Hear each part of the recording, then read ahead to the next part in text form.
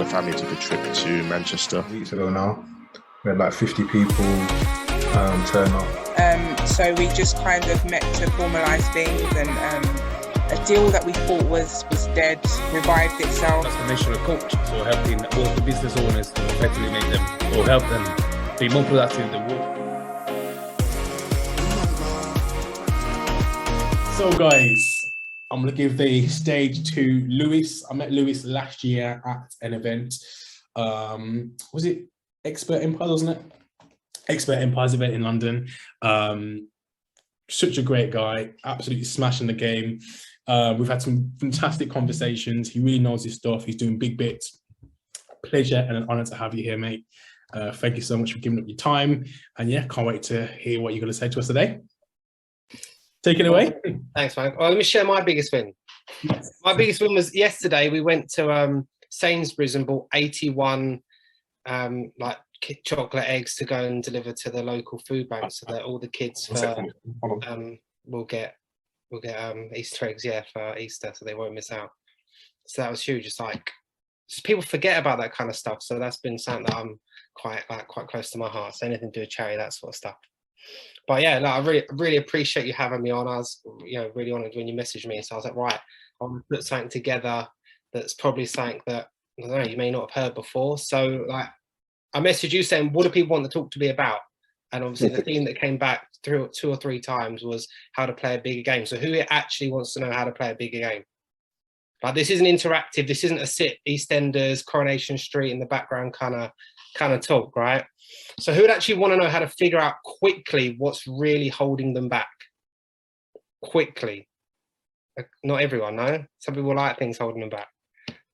Cool. So, well, my name's Lewis Perrin. In the last 3 years, I've built a portfolio of over £3 million using none of my own money, enabling me and my partner to both leave our full-time jobs, and now I'm doing property full-time.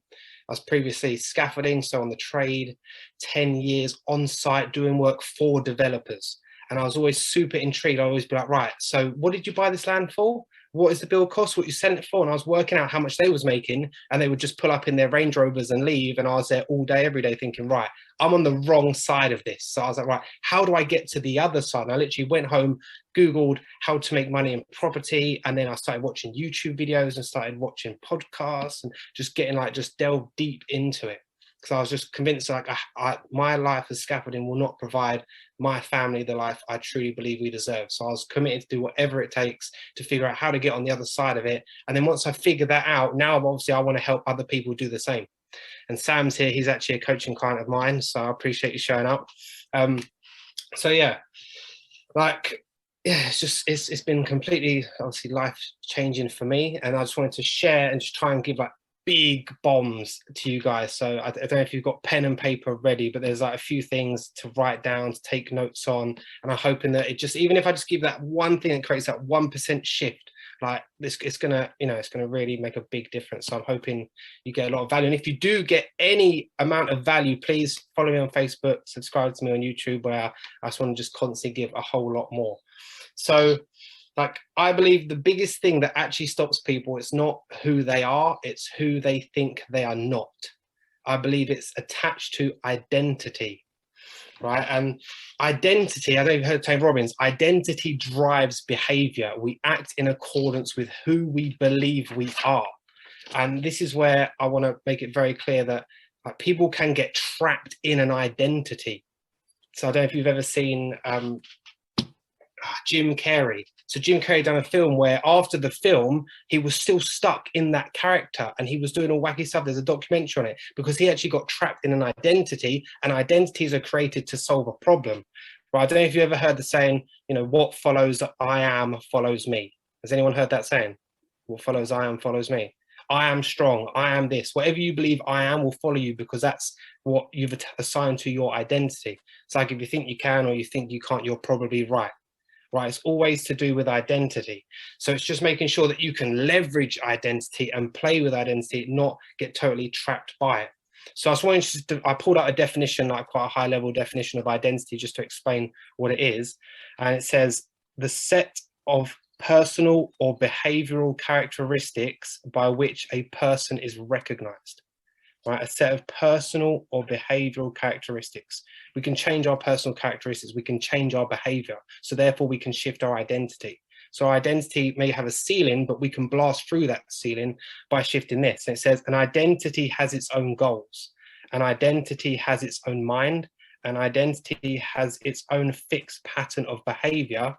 And an identity has its own manifestations, right? We may know people who terrible things always happen to them, right? Because they're assigned to a victim identity. They secretly love being a victim. So guess what they constantly manifest? More terrible things happening to them to complain about, right? That's an identity. So that's why we need to shift our identities in order to play a bigger game, right? And then when we shift the identity, we will manifest what that identity will bring towards it. So like I was actually watching a YouTube video where a guy was talking about how he plays with identity. He said that when he goes to work, as soon as he puts his tie on, he's in business mode. He's hustling, he's pushing, he's grinding, right? As soon as he gets home, the tie comes off and he puts on like a bracelet that his daughter made him. Then he's like in dad mode, like loving, caring, kind parent, just so he's like fully present for each part of his life. Because a lot of people bring their whole identity like into all areas of life, like business, at home, you know, and it's good to like assign where that needs to be and not get trapped in it, because you're way bigger than any identity. So to really explode identity, it's just like that's what's going to get you to the next level. So I just wanted to give you the four stages of transformation, right? 4 stages of transformation, or 4 stages of learning, just so you can then think, right, where am I on these 4 stages, to figure out in different parts of the area how to get to the next level. So stage 1 of learning is called unconscious incompetence. Has anyone ever heard of that? No. So unconscious incompetence, for example, before you have your first driving lesson, you're not even aware of how much you suck, because you're unconscious to how incompetent you are, right? So that's stage 1, level 1 learning. Level 2 is conscious incompetence. After your first lesson, you're now consciously aware of how difficult and how incompetent you are at that thing. Does that make sense, right? Does everyone know about driving lessons, just to make sure? Yeah. And then stage 3 is conscious competence. So that's like when you do your tests, you're consciously competent, but you have to be there for, thinking. It takes a lot of energy. So it's like mirror signal maneuver, like, I mean, you're constantly having to put a lot of energy into doing it. And level 4 of transformation is unconscious competence, where you just do it without even thinking. It requires no energy. Like, who has been driving for like half hour, gone past 15 turns, 5 roundabouts, and then you've pulled up, I haven't even thought about this whole trip. Like who's done that before? Like, I've done it before. Like, oh my God, I've literally been chatting away or listening to a podcast, not even thought about it. It's because you're level 4, unconscious incompetence. Like, it's effortless. So where are you in your business? Where are you in certain areas of your life? It's kind of like the fake it till you make it, like when you're struggling, you're trying to pretend you're there, but you're working your way up the levels of learning. Right. So another thing that's obviously going to help you play a bigger game is to raise your standards. And I've got like a few steps here on how you raise your standards. But the biggest thing for me in terms of raising your standards was this one quote that like one of my mentors, he said this quote over and over and over again, but I just wasn't getting it until one day he said it, and it felt like someone like threw a baseball and it hit me in the face. It was literally like pounding me. And the saying is, how you do anything is how you do everything. And when I got it, when I really got it, like to the point of where like how you organize your car, how you make your bed, how you do anything is going to reflect everywhere in your entire life. The standard of your body will replicate in the standard of your bank. So like how you do anything is how you do everything. So it's just being super aware on how you're now operating, doing anything, even like to the point of like putting your shoes away. Like if you drop your shoes on the floor and one like half falls and one straight, like, man, you better straighten up, because if you leave that unorganized chaos there, that will reflect in your business because it's your standard. So as far as I'm aware, there's 3 incredible ways to really raise your standards. And I've got number 1 is to get a coach or a mentor. Right? You get someone, you pay them to hold you to a higher standard than you currently hold yourself. Right? That's such a great way to do it. And obviously then you pay money so that you're tied in, because the more you pay, the more you're going to pay attention. If it costs you £1, you might not show up. If you paid £2,000 for a ticket, like, you damn well sure you're going to be there to get your money worth. Right? So the more you pay attention. So get a coach or mentor who will hold you to a higher standard, who will constantly kick your ass, who will keep realigning you, doesn't let you go off track. Will keep bringing you back to the alignment of where you need to be. Number 2 is proximity. And that's like exactly like this. It's an environment, like a mastermind, right? It's being around people who are doing it. It's like the saying, the average of 6 people you spend the most time with, right? If you spend time with 5 millionaires, you're going to be the 6th, whatever. So you need to get in proximity of people who have higher standards than you, playing a bigger game than you. So what does that do? It makes it become normal. Like I remember when I first got into property, people were like, yeah, I raised £100,000. I'd never even seen 10 grand in my life. Couldn't even believe it. I was like, what? Nah, no way people are doing this. Must be a scam. But when I was around people who were doing it regularly, it made it feel normal. And then when I told my other friends and family members what, it just, they couldn't believe it. It just sounded like absolute insane to them, right? But it's the proximity. It made it normal. Like I've never seen a multi-millionaire hanging around with a crackhead. I've never seen it. I don't know if you have, but like, man, they're not the same. It's completely different standard level. Like people always hang around people who are like them. So I'm constantly seeking out people who are at next level to me to get in proximity to that to help raise my standards. So I've got a coach, I've got a mentor, I've got a mastermind, I've got proximity. And number 3, which I think is just one of the most important things, is goal setting. Man, goal setting is everything. So if you think 95% of what we do is subconscious, like 95% of our thoughts, subconscious. So you've got a 5% window each day to make a different choice, which will lead to a different action. So how do you do that? By writing down your goals. So we personally write down our goals 20 years, 10 years, 5 years, 1 year, 6 months, 3 months, 1 month, every single day to make sure we're aligned with where we need to be. To write down what I need to do today to get me to take a different action, to get me to a different result. And the reason we do it in that way and take it out to 20 years time is so that the vision is big enough, but it's achievable enough steps to get there. Whereas if I just said, hey, you're going to be a billionaire, it's like, oh, how am I going to do that? The left brain wants to know how. And when you break it down into bite-sized chunks in distance far away, it then becomes like conceivable and believable. So writing down your goals every day, like Joe Dispenza said, he's like, you've got a 5% window in order to 5% conscious thought. So if you don't do something with that, you're just going to repeat all the actions of the previous day. Therefore, you're just a record of the past. But you want to become like a beacon to the future. So that's why we write down our goals, to then align with that future. Right. Another thing that we do is called leveraging your RAS. Has anyone heard of an RAS? I know Sam would have, but has anyone else heard? So your RAS is your reticular activating system. It's part of your brain, right? Your reticular activating system. And what that part of your brain does, it filters your perception of the world. Like you've got all this data coming in everywhere. So how does your brain know how to organize and make you focus on what you need to do to survive and get through? It filters it through your reticular activating system. So what writing down your goals every single day does, it is telling your RAS what's important to you, what to focus on, what to find. This is what I partly think of. You know, people say, oh yeah, manifesting and law of attraction. Like, man, if you're thinking of something all the time, you're going to find it, because your RAS will filter out everything that isn't that.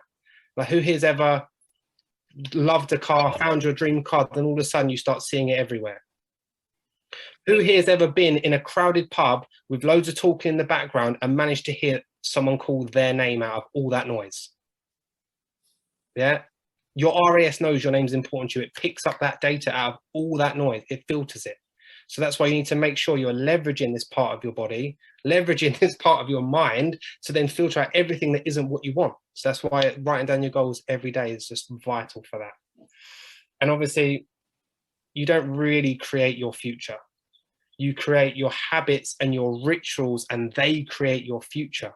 So like, what habits and rituals are you doing? Like if I've got a 6-pack and you're massively obese, so our habits and rituals are going to be very different.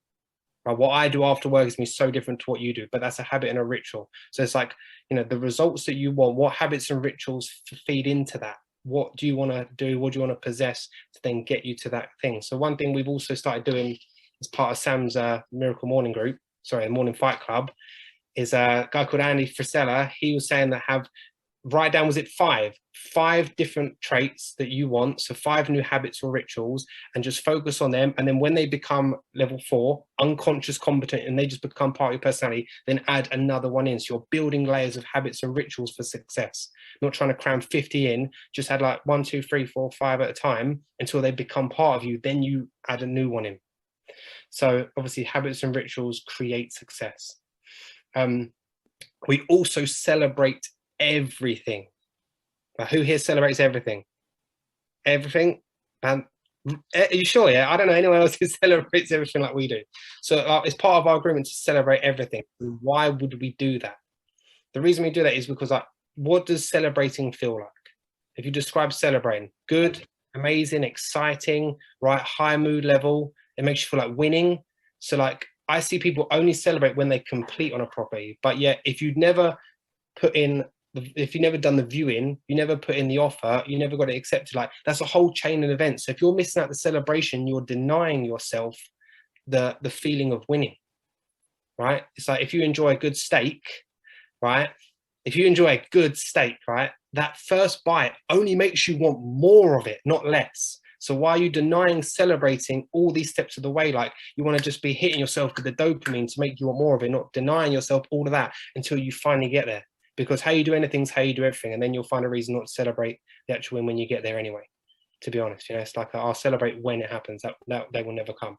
So that's why we've got to celebrate everything. Plus, it feels great. I'm just celebrating all the time for no good, like, for every reason.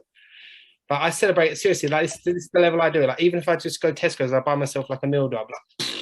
Like the card worked, there's money on there. I celebrate everything, right? What does that do? Keeps me in a high mood level all the time. So obviously, you know, my mood will impact how I interact with people, it impact, you know, what I do. So, like, man, all these little things. Like, why wouldn't you want to enjoy life more anyway? Like, my partner was thinking I was crazy when I first started celebrating everything. I'd be like making a phone call to an agent, like, she's like, what? I was like, oh, I just made a phone call. So what happened? I was like, I just made the phone call. Like, fucking celebrating that, that's a win, isn't it? Right? But it's just stacking wins all the time. Plus makes life more fun. Like, shouldn't we? I also kind of think that's why a lot of people are depressed a lot, because no one really celebrates anything. Like, it has to be something magical for anyone to, like, deem that as good. Oh, well, that guy's done better than me, he's done more than me. There's always reason to, like, play it down. But I believe that you need to celebrate everything. It just makes everything better. So I'll make sure I definitely do that with my children. So this is the big one. So I've got, like, a few big questions that I need you guys to write down. And these are, like, the big questions that's really going to help you figure out quickly what's actually holding you back. And I've never heard anyone else teach this or speak about this. So it's something that I've quite recently been studying and learning. And the saying is, the charge is always on the positive. And I'll read the question. The question is, what am I not willing to be responsible for if I get what I want? People think it's negative things that are stopping them. It's actually the fear of responsibility of getting what you want. That's what's stopping you. So, like, anytime I feel myself being resistant or scared to make the next move, like, I run that process. Like, what is it I'm not willing to be responsible for? There's something here that I don't want to be responsible for if I get what I wanted. And I can give you some examples, like, when this has held me back. So, like, when I first got into property, I was like, oh, I want to raise investor finance. Like, I just want to raise some money. And I'd always manage to not do it. And I'd have, like, calls with investors, and they would always end up, like, kind of doing it. And then it would never end up happening. And that was because I was actually terrified of the responsibility of their money. But I thought that's what I wanted, right? Like, that's what I want. I want investor finance. But it was the responsibility of that was actually stopping me. Another thing was, like, there's this big deal that I've got going through. It's been 46 studios, right? Like, there was a resistance to doing that because the cash flow on that would make me, like, completely, like, financially free. And I was secretly enjoying, like, struggling and hustling. And, like, I didn't want to be able to afford anything. So it's like, I didn't want to be responsible for getting what I want, because then I have to live out all these dreams that I promised myself that I would do. And then it would mean that, like, all the strugglings ended. So, like, the hustling would stop. Right, so the charge is always on the positive. It's always what you want that's actually holding you back, which sounds so counterintuitive, but that's actually what's really stopping you. So, like, if I want, you know, like 100 houses, like, maybe it's the responsibility of the mortgage, the debt that's holding you back, but it would always be on the positive. So once you figure that out, this is how you overcome it. The process is, ask that question, you figure out what you're not willing to be responsible for, then you ask yourself this question: what's the next bigger game? Right, because if you complete that game, it ends. You're like, well, what do I do then? This is how footballers, as soon as they complete their footballing career, boom, they crash, they become drug addicts, alcoholics, whatever, right? Because they didn't have a bigger game to go into. Their game was completed, done. Like, what do you think people do if, like, you're an astronaut and you go to the moon and come back? Like, that was a big game, right? What would you do then when, like, that was your whole career? Now you're 40 and you've, like, got no other training, anything else but, you know, going to the moon, right? People crash if you don't have another game set up.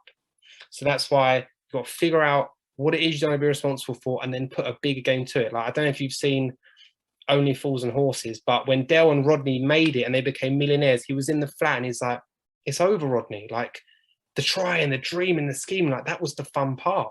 And now it's over. And he was actually sad that he'd got what he wanted, right? Because the game ended. But then as there's walking out, he said, wait a minute, if we invest this time next year, we can be billionaires. So he actually created the bigger game, which then got him excited again to start, you know, making moves. Right? That show, there's so much in there that you can really dissect, I promise you. So yeah, what's the next bigger game is always the question after you figure out what it is you don't want to be responsible for when you get what you want. And then this is the final question. So this is like a, maybe it's like a double-edged sword one, because it's like, it's what you need to hear, but it might not be what you want to hear, right? But if you do want to play a bigger game, the question I've been constantly asking myself and just having so much realizations from is, how do I rationalize and justify my current reality to pretend that I accept it? And I'll say that again because it's quite a big one. How do I rationalize and justify my current reality to pretend that I accept it? If you're not where you are, you're rationalizing, justifying it in some way to pretend that where you are is acceptable. Maybe it's a comparison to a friend or to a parent or something, but there's a way that you're rationalizing, justifying it to prevent you getting what you want and playing that bigger game. So when I quit my job, it was always, you know, I was fine because at least I'm not there.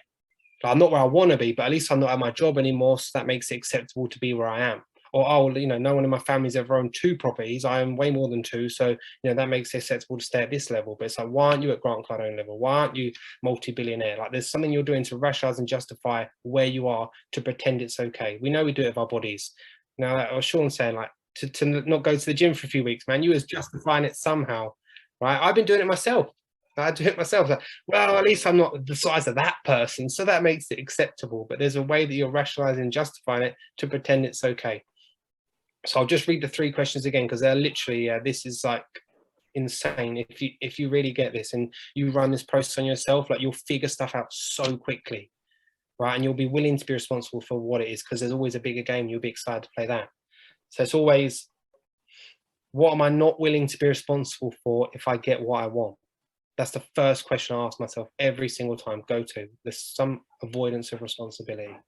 The second question is, what's the next bigger game? Because once I'm willing to be responsible for that and I've figured out what it is and I've overcome that hurdle, like I need a bigger game now because I'm going to smash this game. So there's a bigger game that I need to play and get excited about. There's always a bigger game.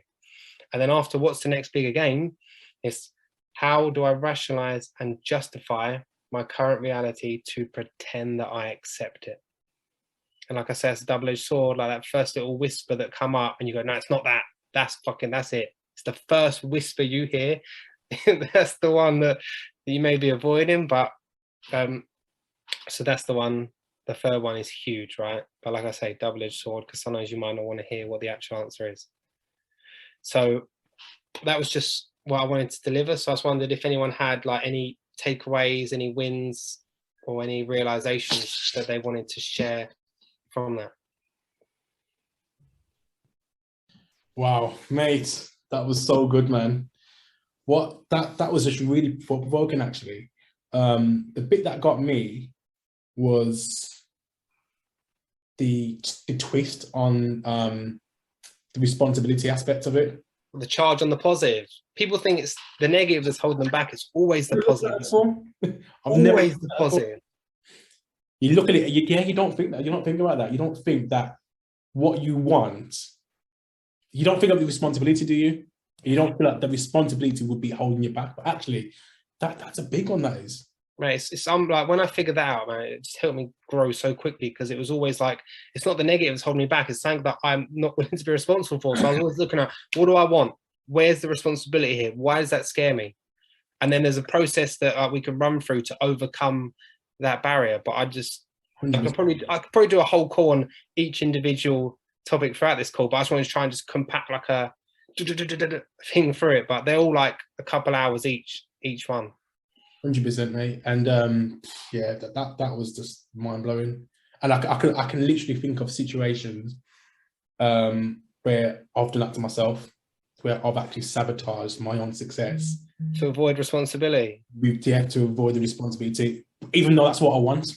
Yeah, that's what's so crazy about it, right? Like, I had a coaching client of mine, like, I'm just really struggling with raising money. And I was like, so do you want to raise money? He's like, yeah, I want to raise money. I was like, so where before in your past have you had like a problem with money? Where's it not gone well for you? He's like, oh, well, this one time, I got into this massive credit card debt. I hid it from my family and all this. So there was like, I knew it was what he wanted, but there was charge there. So I need to figure out where that was created.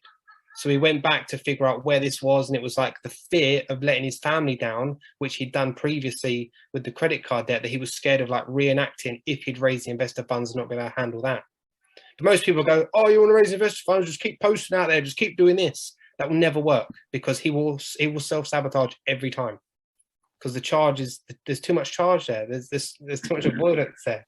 So like, it's always deeper. They're like, we always say the first answer people give is never it. It's never it. First thing they say is never it. It's always a deeper level. So yeah, that one though is flipping huge on myself as well. Like when I'm like, well, I want this. Why am I avoiding it? Shit. Oh, where do I want to be responsible? And then I literally just run the process and I figure it out so quickly. Yeah, that's true. And then the third one that got me as well. So how do I rationalize? Thanks, Sam, for putting that in the comments. How do I rationalize, justify my current reality to pretend that I accept it? To pretend, isn't it? To pretend I accept it.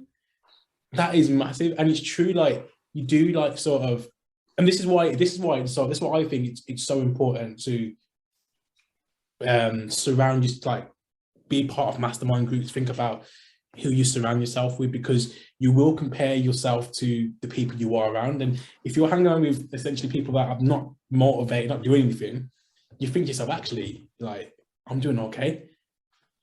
And that's how you're buying it. Or like what you said, it's like, I feel like even with me, like even when I left my job, I used to think to myself, I'm doing okay, because like I used to be working. Yeah, at least I'm not in my job anymore. I mean, it's okay. So I'm justifying my current circumstances where I should be further, but I'm justifying it because I'm thinking, actually, I was better off than what I was last year. That is pretending you accept it, right? Because like, there's more in you. You could be further ahead, but then the rationalizing, justifying kicks in to like make it okay and pretend it's acceptable. Like same with your body, with the standards, like going gym, with your routines, all that. Like there'll always be that kicks in. So it's good to ask that question every now and then. If you feel like you're stuck, if you're just like at a hurdle, you're not making the progress, like I'd totally recommend just running that question, because it's happening. Yeah, man. No, I loved it, mate. Loved it. Anyone got anything they want to add on that? Sam? It's not to add anything, but obviously Luis said at the very beginning, when I first started property, after months of rejection, I went with Luis as a coach. And the first question every time I hear that brings me back to, when was it, 2020, 2019, Luis? I don't remember. 2020. So what am I not willing to be responsible for when you get what is it that you want? So when I first started out, I had, was it 12 offers or deals where that all after that, one another just fell through. Whether I couldn't raise the finances, whether the deal fell out, whether there was down valuation, it was carnage, man. It was carnage. I didn't know what to do anymore. And then we done this first question and the process to it, and right after it, that was history. I mean, like I've hit my 3 years goal in 9 months. So move country, abroad, and the rest of it, whatever. And it's such a powerful question. And it was, what am I not willing to be responsible for? And the responsibility was on fear of rejection. So that was, well, one of the biggest things is the fear of rejection, the vulnerability that was connected with my father. But yeah, no, it was, I just wanted to share in the room. It's just like every time I hear that, it creates a bit of like, oh man, wow. Let that sink in for me for a minute. So that's it. That's the only thing. So thank you. That's big, man. That's big. And actually, yeah, Elijah. Yeah. So one of the questions I had was based on one of the second question you asked, which is what is the next bigger game? Mm-hmm. So the next bigger game, you said when the person do something, the next thing, they don't know what to do next. So is that in terms of purpose or is that in terms of vision? Because it could be one of those, but what is in terms of... Yeah, Yeah, no, that's a great question. So, for example, right, we say a get-to goal is an anticlimax. So, if you've ever heard that one, a get-to goal is an anticlimax. Like, as soon as you get to the top of the mountain, you look back and you look forward again, and then there's another mountain, right? So, for example, like when I left, my only goal was to leave my job.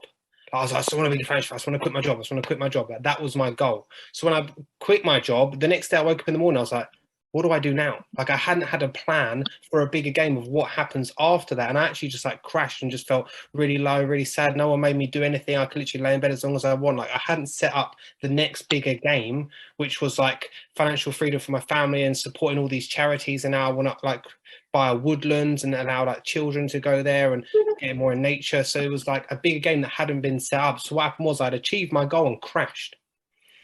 Right. So it's just making sure that like, it's not always just get two goals because they're anti-climaxes. So it's just always like, what's the next bigger game after that? And that's also why we did the goal setting of 20 years, 10 years, 5 years, 1 year, 6 months. So it's like, there's always a next bigger game after that in a distance in the future. So if you just want to have a get two goal, as soon as you get there, like the game's over and then you're like, what do I do now? That's actually true. For some reason, it's basically like, you know, when you say what's the next after this, you can compare it to someone's age. Like when you're 20 or 27, you're gonna end up being 28. So you know your age can increase, but you know that next bigger game, you know, is a question mark that can take years. I think that's actually what stopped many of us, and that actually include me inside. You know, what's the next bigger game? Like, So that's why we do the goal setting as well, to make it like believable. Like you want your 20-year goal to be outrageous, like absolutely outrageous. That like the person you are now could never get close to that. Like that's the bigger game. That's like the vision. We do something called MGOTS, which is like mission, goals, outcome, target, schedule. So that's like the 20-year goal is like the mission. Like that's where you're heading in the distance, right? And then you obviously break down the mission into like more achievable, more believable steps. So all of a sudden you've got a 20-year goal to be like traveling all around the world, financially free, speaking at all these events, owning hundreds of acres of land, owning thousands of properties, right? And you're like, well, how can I do that today? And then you break it down in 10 years, where do you need to be? 5 years, 1 year, 6 months, 1 month. And then now today you schedule in, right, I need to book those offers to then start moving towards the biggest game. Yeah. So we've got like the big game. We also set like milestone goals, which are like checkpoints to make sure that you're aligned to the biggest game. Well, I've actually got a quote by Jordan Peterson here. I've nearly missed it, right? But I wrote it down. I think it makes me remember to say that at the start, and I completely forgot, but it's kind of relevant now. He said, the most interesting thing about life is that you're all in. This is going to kill you. So you might as well play the most magnificent game while you're here, because what else have you got to do? Man, that guy. He's right though, right? Fucking hell, this is going to kill us. We may as well play the most magnificent game we can. Like, what else is there to do? Why the fuck would you play small? Like, what? Like, this again, I'm not willing to be responsible to lay on my deathbed and think, why didn't I do more? Why didn't I do that? Like, I'm not willing to be responsible for that. That's where the charge is for me, right? I would hate my children. Like, why didn't you try harder? Why didn't you provide these experiences for us? Because why couldn't you be bothered? Like, I'm not willing to be responsible for that. So that's why I'm pushing so hard. Love that. I think a great example as well, just to add to that, is Tyson Fury, heavyweight champion. Perfect example. And that's the biggest game. Fucking heavyweight champion of the planet. And guess what happened? He just crashed. Like, and he says it himself. I've watched loads of interviews of him, and he just says, "You know what? I didn't have a bigger game. Essentially, like I didn't have nothing to do. I just did everything I wanted to do." And then he turned to drugs, alcohol. He was consuming, so he's no longer producing. He was consuming all day, eating, not training, balloons. And then now look at him now. He's back on it again because he's set up a new bigger game. Was like, right, I'm going to go from here, crash to the smallest. Now I'm going to build it all back up again. Exactly. Now he's all over it. So it just shows you how important it is to continually set goals. But I think that's a very important message you gave as well about regarding setting like multiple goals, like when you left your job. Like one goal, like the anti-climax one. Yeah, man. I was so set on leaving the job. As soon as it's done, I crashed because it was just like I'd have done it and I had no other plans. So it's like, what do I do now? I woke up, I didn't have a boss, didn't have to do anything. because I hadn't planned like the next bigger game. Crashed me hard for like 3 months. I was like, so that's why I got the process now, so I know what to run to make sure that never happens. That's big, man. Massive. No, if you just keep them 3 questions, will change your life very quickly, continuously, because there's always another bigger game. There's always something that you don't be responsible for. So it's just figuring it out as quick as you can, so you can keep progressing faster. 100%. As well as there's been loads of times in my life here where I've achieved a goal, and then how you imagining that goal to be didn't feel anything like it. So you get nicked out. you get demotivated. You get nicked like, oh, is that it? Like, okay, I was expecting like a lot more, and then if you was counting on that one thing, you're thinking, okay, well, you know what I mean. So yeah, that's why we say get to goal is an anticlimax. Yeah. It's an anticlimax. I remember I was like, I can't wait to get my first property. And then I was sitting there and assistant around we completed. I was like, oh, I still feel like me. What the hell? I thought I'd feel different. I thought I'd feel like an investor. I'll complete another one. Like it didn't change me. And I thought that like the get to goal would like, I'd feel completely different. Yeah. So that's why like I don't rely on get to goals. Like it's good to obviously like have get to goals to track progress, but it's not relying on them for my fulfillment. And then like, that's the game. Yeah. But they add to the bigger game. Fantastic. Guys, any more questions at all? A lot's been said, man. A lot to take in. Any thoughts? Antonio, I think did you have something you want to ask? He says, so knowing the answer to your questions, how do you create strategies to overcome it? Is that the right question? I don't know if you're still there. Yeah, sorry, because obviously when you're going to be battling against yourself and you know your problems that you face, obviously you've identified them, but what's some of the strategies that you've personally used to overcome them, knowing that you're playing that game? That's a great question. So there's like, we have a couple of, so I get something called processing every week. It's like high level advanced coaching. It's not like, I don't know how to best describe it, but there's basically a process of questions you can run through, which then will reveal exactly what it is, what you're going to be responsible for, and how to overcome it. I can find, I mean, it's best to do it with someone who's trained in doing it, but they can literally pull it out of you in the space of like half an hour. But there is like a basic list of questions that you can run through that help you identify what it is. So you get it out of your head of like, because at the moment it's invisible, you weren't even aware of it, you was unconscious to it. So obviously once you've now become aware of it, you write it down so it becomes a physical thing that's out of your head and on the paper, right? And then you figure out what it is and like, how can I overcome this? How can I handle this, right? Because at the moment, I guess you're this big and the problem to you is this big, so you're avoiding it, right? But if you figure out how you can handle the problem, you become bigger than it because it doesn't scare you anymore because you weren't even aware it's scaring you. So it's like, oh, so like if this deal doesn't happen or you get this result, how can you handle that? Oh, well, I could do this, I can do that.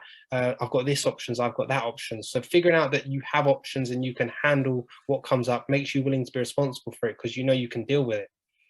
But obviously before the question, you weren't even aware there was anything holding you back. So it's a list of questions to overcome the responsibility and figuring out how you can handle that issue.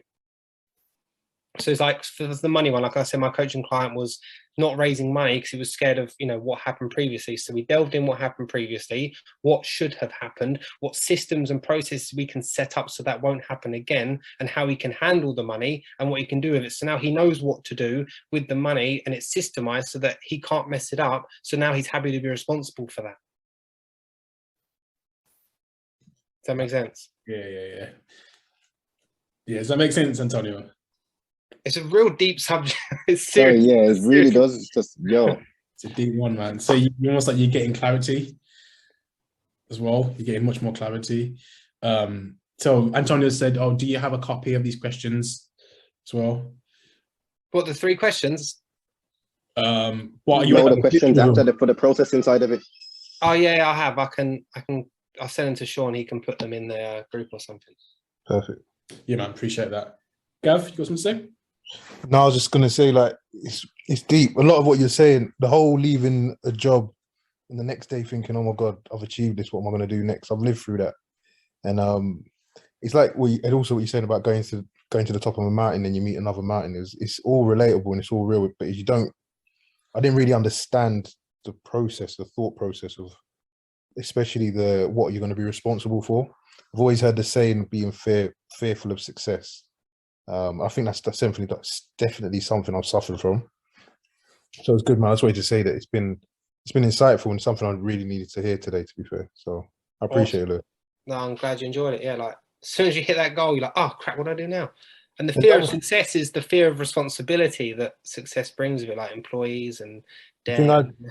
The thing I realized starting in 2017 when I started my business was the change that you become as a person as well. So you talk about the people you're around. You might find that you're on a similar level to them, for want of a better word, but then your natural growth when you're building a business will mean that you have to be around other people. And that's something that I found a bit daunting, because the people that you're used to being around then start looking at you as a different human. When they're like your friends or your family or whatever, they start to see you morph into someone that you don't necessarily see yourself morphing into, if that makes sense. So it's good, man. It's good. It's a good mindset tool, and I'll definitely be bring it into my lifestyle. Awesome. Yeah, it's the proximity, innit? It's like when you're around the people, you start shifting and changing. So it's just making sure that like the proximity, like groups like this, is like the people you want to be around that are going to have a good impact on you, a good change on you, and help you grow. You think that you might want to? For me, you might not. If you're anything like me, you might not necessarily want to feel like you're thinking like you're better than people. So you say the proximity, which I get, but then you got your friends that are like your boys or family members that are not necessarily doing the same as you. You don't necessarily want to feel like you're just kicking them to the curb and trying to move on and move out of a certain social circle. But that can also be, as much as that can be seen as the martyr thing to do and the right thing to do, it can also be very damning on you as a person, I think. What do you think? So this is where it comes down to like the identity thing again. Like you can go and be that person, have fun with them, go out for drinks, watch football, like have a great time. When it comes to business, like this is my proximity in business because we have different outcomes. Got you. Like it doesn't mean I have to hate you and sack you off. Like we can still hang out, we still have a good time. But like I know that, you know, I can't be around you 24/7 because you will, like it's gonna have a massive impact on me, my mentality, like your thoughts, your ideas, your beliefs will be so different to mine. So it's like you can still be around those people. Like I've got family that are like that, like, but it's just like I love them from a distance and for like short times, and we have a great time. But it's not like every day. I want to be around people every day that are fucking pushing me, holding me to a higher standard than I hold myself. But it doesn't mean like you have to get rid of them and not be around them. And also it'd be trying to good to like define what you mean by better, because like their outcomes and like their awareness towards life and what's achievable will be totally different to you. So well, that's the thing, because a lot of people look at you, you're in your own business, you're doing this, you're doing that. They see that as better. There's that whole I don't know if you've seen this thing on Instagram where it's like I said I was going to leave my job and I was going to run my own business because I didn't want to work 9 to 5. Now I work 24 hours a day, and it's like which one's better? Which one's actually better? So people might perceive you doing better, but it's not necessarily the same thought that you have for yourself, if that makes sense. yeah, no, I totally get it. Like people don't realize like what I'm responsible for. Like they see, oh, you're doing this, you're doing property, you got these properties. I'm responsible for millions of debt. I raised like $500,000 on Facebook last year. Like I'm responsible for all that money, like all that pressure. Right? If I don't deliver on this project, if we get this down value, if we get all this, I'm responsible for that. So like it's all right for them just showing up and doing a day's work and getting a day's money. Like if they're happy to do that, but they don't understand like the responsibility that comes with this thing. And also it's like a lifestyle choice. Like if they're happy to do that, earn that money and have that time with their family, that might be great. But I might want to work a lot harder than they do because I see myself, going to somewhere else that they're not. So exactly. My goal is always just to try and inspire them just to play a bigger game themselves and just try wake them up a bit to what lifestyle that they're going to live if they stay where they are. No, it's an amazing concept, man. I appreciate it. Thank you. No, you're welcome. Amazing, man. Love that. What a conversation. Any more questions, guys? Any more thoughts on what he said? Just additional thoughts to what's been mentioned. I think I like to quote you mentioned, I may get it wrong, but it was the create your habits and rituals. Did you say that creates your future? Yeah, I say we don't create our future. We create our habits and rituals, and they create the future. I like that. Well, I think we're all creatures of habit, but I'm more mindful of that. So there are habits. I think there's a few examples you alluded to, like if someone had a six-pack, if someone didn't. These are things that I will work on creating these good habits, and obviously that will hopefully. Or it will. I would say definitely will. Lead to There's success. no hope. It can't. Yeah, help it will. So yeah, that was an additional takeaway. I like that. I've taken that quote up. I think I'll use that again. And just being mindful when you explain the kind of 4 stages, just trying to get to at least 3, but to 4. And it just made me think of areas where I am a 4 and other areas I'm not, and how can I get to a 4? So yeah, I found those as 2 additional points very useful. So thank you for coming on and sharing. Oh, brilliant. No, thanks for that. Yeah, so it's just constantly pushing, constantly growing. And like we said about just adding maybe one habit in and just keep that habit until it becomes unconscious and just becomes a part of you. And then adding like another habit, because a lot of people try and get all motivated and add like a whole different lifestyle to them. And that there's so much uncertainty, the brain can't handle it. So it's just adding like a new routine in or a new habit and then just building them up. Love that, mate. Love that. Love that. Any final thoughts before we close? I was just really grateful that you invited me on. Really, I was so happy. I was so excited when you messaged me. I was like, "Oh man, I can't wait! Like, what am I going to write about?" And I literally wrote all this out in about 5 minutes. It just flew out. Like I was like, "Oh man, this is exciting." I know it's like high level stuff, and I could talk about like all this stuff for probably a couple of days on each individual thing. But I just wanted to try and package just like a few just so you can take away. So we have something called like a coaching win and a training win. And a coaching win is like a win, like a realization or a lesson on the call. But I wanted to give you training wins that you can take away and use forever. Because some people might give you insights on the call, but if you leave and you don't use it again, then it kind of is wasted. So that's why I wanted to give you like the coaching win and then something to take away, like the questions and the steps of transformation, just so you can use that forever. 100%. That's so what you're basically doing is giving us the framework. So that It's a framework. I run that question by myself all the time. All my coaching clients, there's something they're avoiding, just run the questions. Yeah, man, that's big. Louis, it's been a pleasure, man. Thank you so much. I really appreciate your time. I think we all can agree that we've had so much value today. So really appreciate that. Louis, where can we find you? Where can we follow you? Facebook, Instagram. What's your Instagram handles? I'm at Lewis Perrin Coach. Right in the chat. And obviously on Facebook, I'm Lewis Perrin. I don't know what my YouTube is. Somewhere. If you go on Facebook, you'll find my YouTube. But I'm like just doing constant like videos all about all different subjects like this, all about property. Like I was trying to just give out everything that I've learned. And the main reason for that is like I always thought if something ever happened to me, my children would have like a frame of reference of how I thought they could go back, they can watch all my videos and they can learn all the stuff that maybe I never got to teach them if something happened to me. So like I'm like pushing out a lot of content. Love that, man. Love that. Louis, thank you so much, guys. Thanks again. Yeah, see you. Well, don't forget, guys, we've got a book club tomorrow. So regarding the book club, you don't necessarily have to, what we're doing, we're basically discussing the concepts in the book. That's how the book club works. So even if you haven't had the opportunity to fully read the book or you haven't read the book, tomorrow it's all about happiness, the happiness trap. So it's gonna be a good one. Yeah, so hopefully see you tomorrow, guys, at 7:30. Louis, thanks again, guys. Take care. See you soon. Thank you. See Bye. you later. Yeah. Thanks, Lewis. Thank you. Thanks. Bye.